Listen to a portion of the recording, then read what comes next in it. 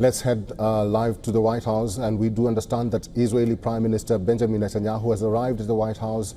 This is the much anticipated meeting between US President Donald Trump and Israeli Prime Minister Benjamin Netanyahu, and we will be waiting for the two to address the press inside the Oval Office.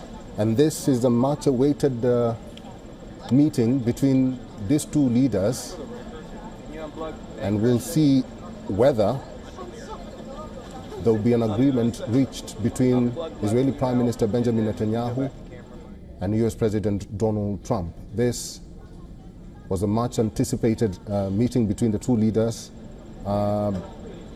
because they'll be discussing the 21-point peace plan that President Donald Trump had proposed to Arab and Muslim leaders this week. And we also saw the address by Israeli Prime Minister Benjamin Netanyahu at the United Nations General Assembly, where he said that efforts to eliminate Hamas will go on.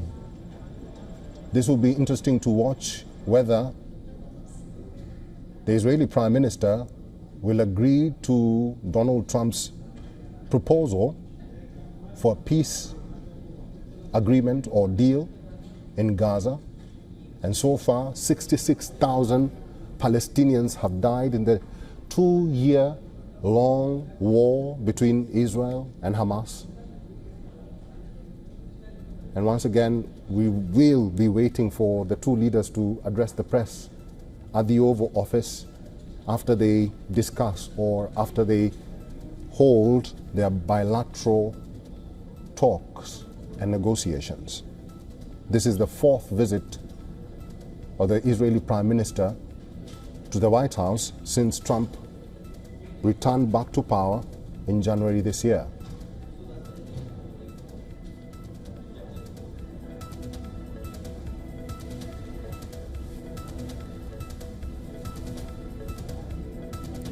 Once again, this is just moments ago, and Israeli Prime Minister Benjamin Netanyahu is at the White House.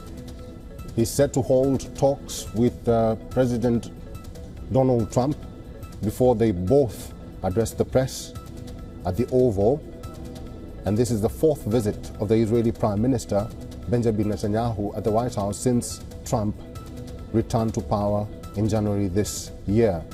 Susan Teherani is our correspondent. She is now joining us live from New York. Susan, like I said, this is a much anticipated talk. This is a talk that the world is waiting with bated breath. What these two leaders will discuss will be very important for the world.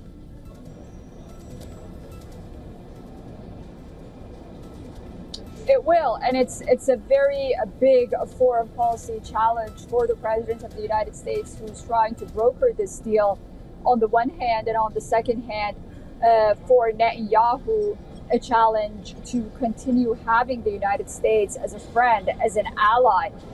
Remember, President Trump was very adamant in saying just last week that despite Netanyahu's wishes, he does not want to see the West Bank annexation. Netanyahu, on the other hand, was pressured and met with a group who are in support of that annexation while he was in Washington before meeting with President Donald Trump. But nonetheless, Netanyahu, although he has expressed optimism about this 21-point peace plan, he's going to have to go through it.